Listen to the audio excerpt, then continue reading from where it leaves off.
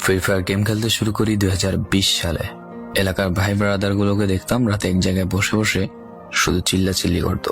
একদিক দিয়ে ভালো লাগতো, অন্যদিক দিয়ে মনে হতো এরা এমন চিল্লাচিল্লি কেন করে, চারজন করে। তারপর তাদের কথা মতো তাদের মতোই শুরু করি ফ্রি ফায়ার গেম। প্রথম দিন গেম খেলে রাত জেগেছি 11টা, যেটা ছিল রাত জেগার প্রথম কারণ এবং প্রথম ভালোবাসা। এলাকার বন্ধুরা মিলে রাত হলেই আড্ডার আসর দিয়ে বসতাম আর শুরু করতাম গেম খেলা। সবাই তখন গেম খেলা নতুন শুরু করি। এত পরিমাণ আনন্দ ছিল গেমটিতে যে বলে বোঝানো সম্ভব না। তখন ভালো কোনো ফোন ছিল না, ল্যাগ করতো, তবুও খেলতাম। আব্বু আম্মুর কি পরিমাণ বকাঝকা খেয়েছি সেটা বলা বাহুল্য।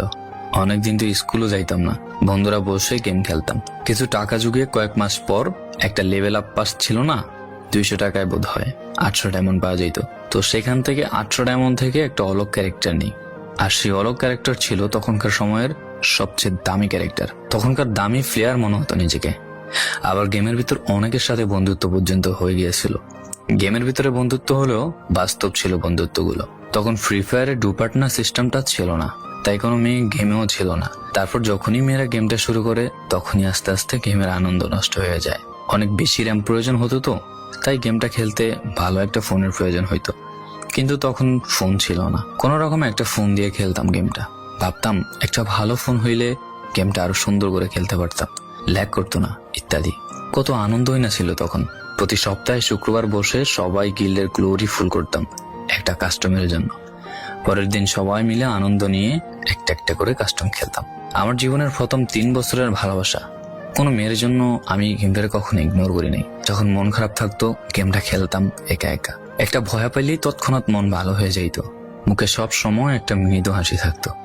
এখন আমার কাছে গেমটা খেলার মতো অনেক ভালো একটা ফোন আছে, আমার কাছে এখন অনেক ভালো কালেকশন আছে, টপ আপ করার জন্য টাকাও আছে। কিন্তু গেমের ভিতরে থাকা সেসব বন্ধুরা আর নেই, সবাই ব্যস্ত হয়ে গেছে। সবার আইডি গুলো অফলাইন হয়ে গেছে। কেউ 1 মাস 2 মাস পর ঢুকে গেমের ভিতর সবকিছু ব্যাক করে দিয়ে দিয়েছে। এখন যার বেশি টাকা সেই বেশি প্রো, এখন কারো স্কিল দেখা হয় না। ফ্রি ফায়ারের সব ফালতু ইউটিউবারদের দিয়ে ভরে গিয়েছে সব। ওল্ড ইউটিউবার গুলো ফ্রি ফায়ার খেলা ছেড়ে দিয়েছে। আমি এখনো সেই 2017 সালে ফ্রি ফায়ার ব্যাক আসবে বলে অপেক্ষায় আছি।